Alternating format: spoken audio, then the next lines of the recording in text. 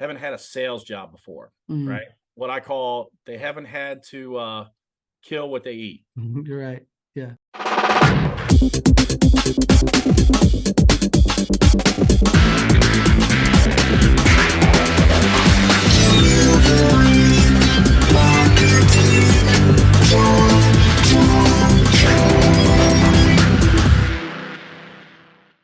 Hey there, and welcome to a brand new episode of Delivering Marketing Joy. I am your host, Kirby Hassman. Joining me today is a brand new rock star. He's an entrepreneur, a digital marketing expert, and he's the owner and operator of Dominate Partners. I absolutely love the name of this. Gary Geiman, thanks for joining me, man. Thanks for having me. There's a comedian that we've used for some promo videos. His name is Donnie Baker. I don't know if you heard of him or not, but Bob and Tom comedian. And I had him do some promos for us. And when he said it, he was like dominate, like the license plate. So I like it. that's how we explain to people how the name goes. But yeah, we obviously love to dominate for our clients. And I'm kind of biased, but I really love our brand and our logo. So Yeah, that's thanks super for fun. having me. I'm looking forward to this. Absolutely. So obviously, I mean, we talked about you being an entrepreneur and a digital marketing expert. So how do you think a business should utilize social media? I mean, we talk about social media all the time, but how should a business utilize social media to grow their business? Yeah. So I've owned a few businesses during the social media kind of time, and I owned a couple before, right? Yeah. And social media gives the entrepreneur now a chance to kind of level the field, even with larger companies. Like you see people now, if you think about like the YouTube stars, my son who just had a baby a year ago, like he was sending me this video of these parents that are on YouTube making $10 million a year. And he was like, he's always funny and trying to be funny. He's like, you should do this. And I was like, yeah, that's not really my personality, but thanks.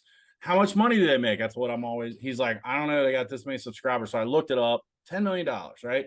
Wow. Think about that. And I consider YouTube to be a social media platform, Oh yeah. right? Yeah. You think about that. To get that kind of traffic and eyes in 2000 or 1995, you'd had to pay all kinds of money for TV commercials, radio commercials, billboards, things like that.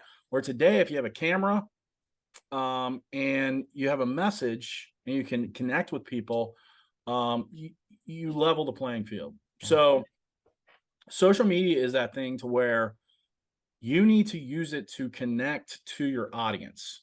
So understanding who your audience is, so understanding who your perfect customer is and who, what that avatar looks like, and then figuring out, okay, where do they hang out? What social media platforms do they hang out? So my avatar is typically 25 to 45 year old, mostly male because we're in home service, but I do have some females, but it's mostly male. So where do they hang out? Well, a lot of them are on Facebook.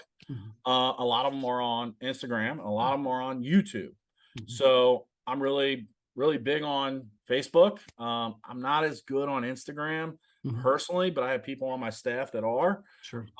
And same thing with Instagram or I'm sorry, YouTube. So I go to where they're at and then I talk about my message. And I think people we have this problem.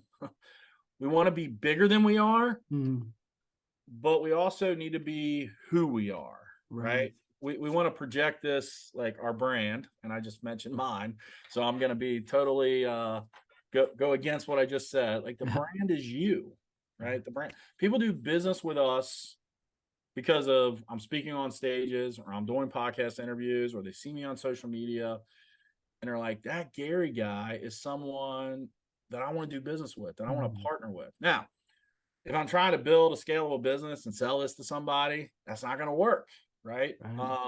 We're trying to build a scalable partnership that other people on our team can help and take over in areas. So like the only really role I have anymore is just that, speaking, social media, and sales. Like, that's all I do. I don't really do any of the work anymore.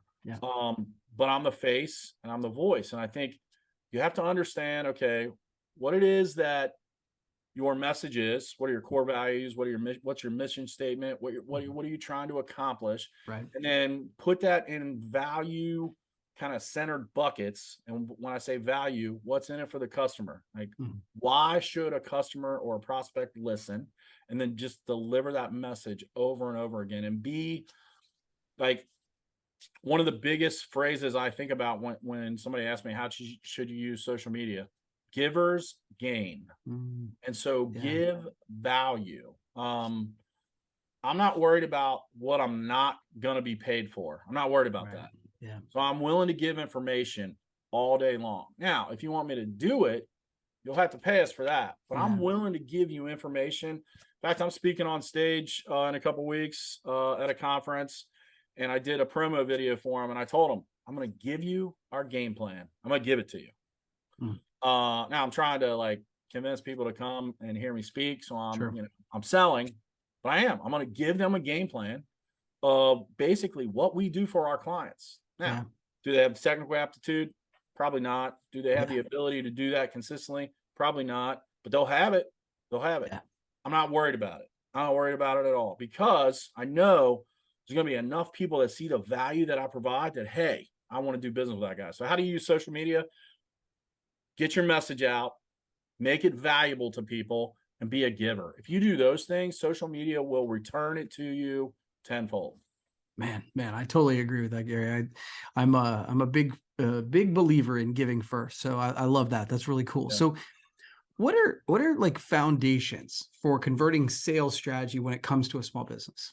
Yeah. So, the sales process, like, especially in, when you get into guys that are maybe just getting into business, and maybe they haven't had a sales job before, right? What I call, they haven't had to kill what they eat. You're right. Yeah. That's tough. That's tough. It is. Like, I'm fortunate that I started selling when I was 19. I'm 50.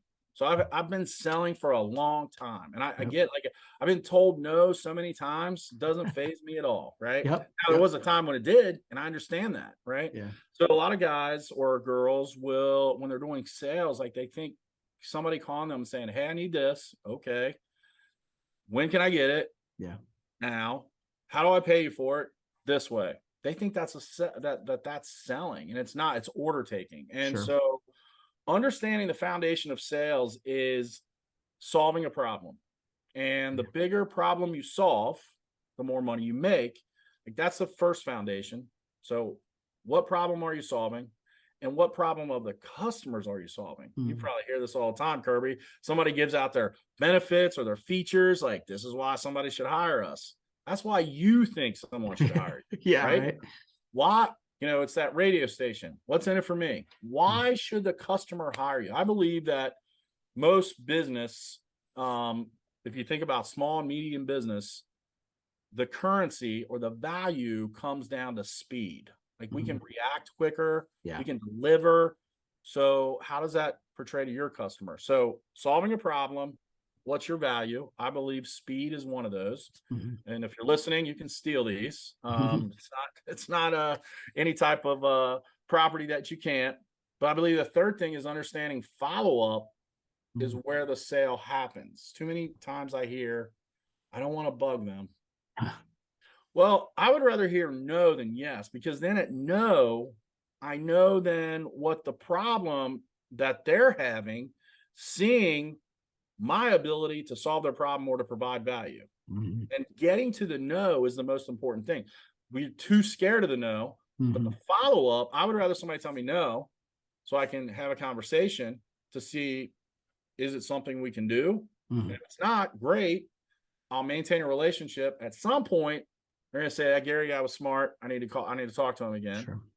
But in my opinion, the three major foundations outside of having a good sales process and all that is solving the problem, understanding what the problem is that the customer has, solving it, having value, providing value to the customer, what's in it for them, and then being relentless with your follow-up. Fortunes and follow-up. I love that. I early on in business, somebody said to me that yeses are fine, nos are fine, but maybes will kill you. Yeah. It's like, and I'm just like, I've kind of lived by that. I'm like, if you tell me no, I'll I'll either move along or whatever. But it's like, you just got to tell me. Yeah. And it's the maybes that get you strung out. So I like that. I like that. So I've seen you talk about the number one marketing source for all business owners. So can you talk a little bit about that? What is the number one marketing source for all business owners, and that the one that they should be utilizing? Yeah. So, quick story. I owned a pressure washing Christmas light company that we started in 2012. I sold it in 2018 to a private equity fund. Mm. And it was one of the most, I've sold three businesses. And this was like, I sold a business and we had achieved seven figures in revenue and pretty decent size in terms Yeah. of that home service company. We were 12, 13 full-time employees and probably the number one source for those services in Cincinnati. Private equity company that I found through someone else in the industry. We started having a conversation on May 28th. On August 15th, we closed. Like some people Wow. don't close houses that quick, I was right? gonna say that's quick, man. But one thing that I learned, and our valuation was based heavily on our database, our Mm, customers and the our list. prospects. Yeah. Um, Combine the two, there was about 12,000 that we had in that database, name, address, phone number, email.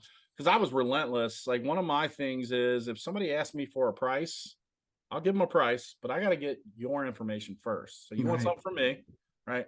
I'm going to get something from you. So I'm going to name, address, phone number. We're going to find out as much as we can. And even now for our customers, we'll take that data and we'll put it into appending databases and get more data. Mm, So I found from this private equity company that put together these 10 companies like mine. And I think now they're probably doing about 20, 25 million. Their goal was to obviously yeah. spin that off to somebody larger, make more money, right? I found that the things that I focused on for marketing, Google, social media, um, property email marketing, Mhm. stuff like that, that wasn't their focus. Like I ran marketing for them for about 6 months and then my contract ended. I was done. And then they stopped doing all the things we did for them. And they had a call center, and that call center did nothing but communicate with that database over and over and over again. I had a conversation. It's been my non compete's going to be up in August. I don't think I'm getting back in, but I always said non compete's up. But Mm, my non compete's up in August. I had a conversation with the guy who's the CEO of the company because he had called me, maybe thinking about doing some marketing. I asked him. I said, "What's your number one source?" He goes, "Gary, my number one, two, three, four, and five source is my customer database." mm, So the number one place where businesses miss is their customer database. I believe that there's multiple opportunities out of that customer database. Obviously, repeat business, right? mhm. That's the easy one. But you have to come up with a way for your customers to become raving fans to tell everybody else about you. And I Yeah. always talk about the Chick-fil-A model because they do it better than anybody else, right? Mhm. Um, I don't really eat fast food, but I will eat Chick-fil-A all day long for two reasons. One, I mean, number one, it's good chicken. Like, how do Yeah. you not like chicken that is all about everything that Chick-fil-A stands for, right? But Sure. number two, like the drive-through isn't any other drive-through in fast food. It could be 20, 30 cars deep, and somehow they get you through it in 5 minutes. It's head scratching. Yeah. I found out that they actually practice their drive-through in stadiums. They Hmm. practice it, right? So that's why they're so good at it.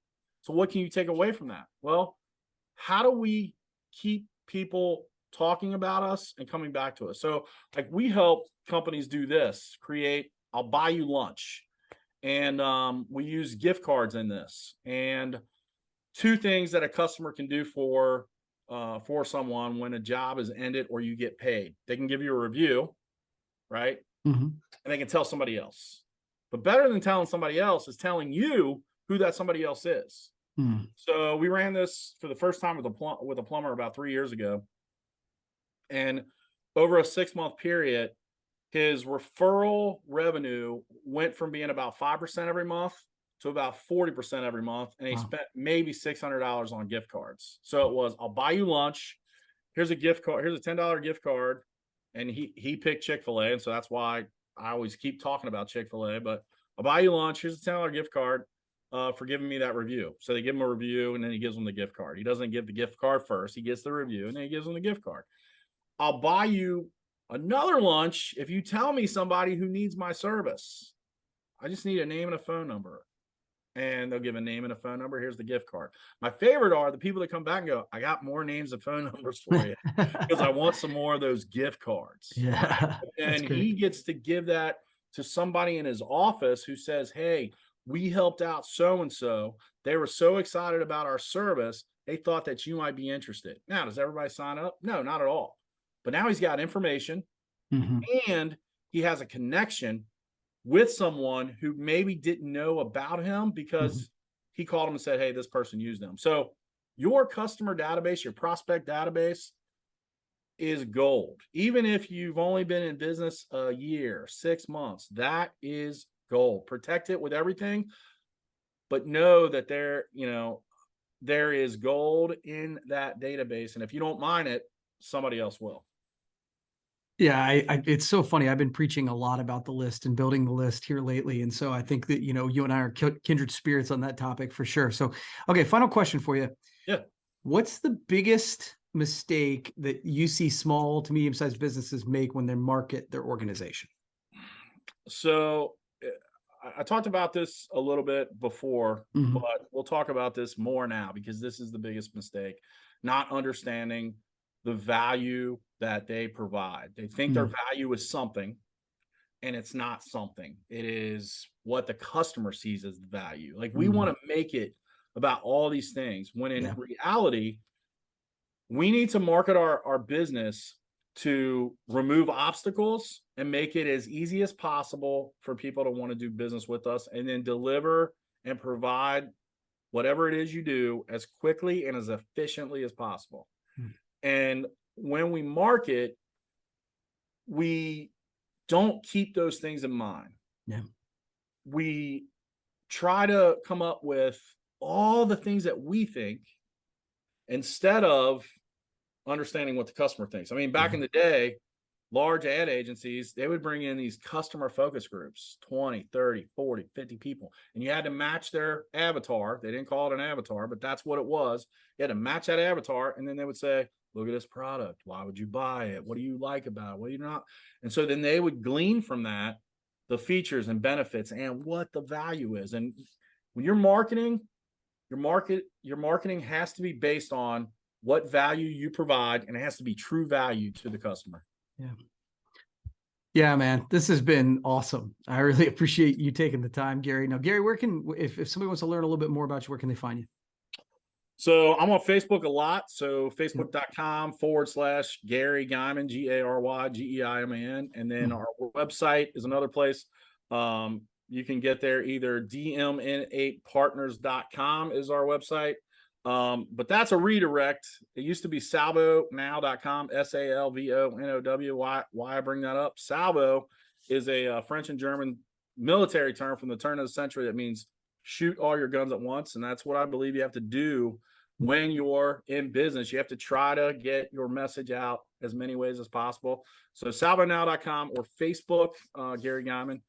Any questions? I'd love to talk to you, but man, it's been great, Kirby. Thank you so much. Well, Gary, this has been great. We will have to do this again sometime. Okay. Is that cool? Absolutely. Absolutely. All right, cool. Well, that's going to wrap up this edition of Delivering Marketing Joy. We'll see you next time. Marketing Joy.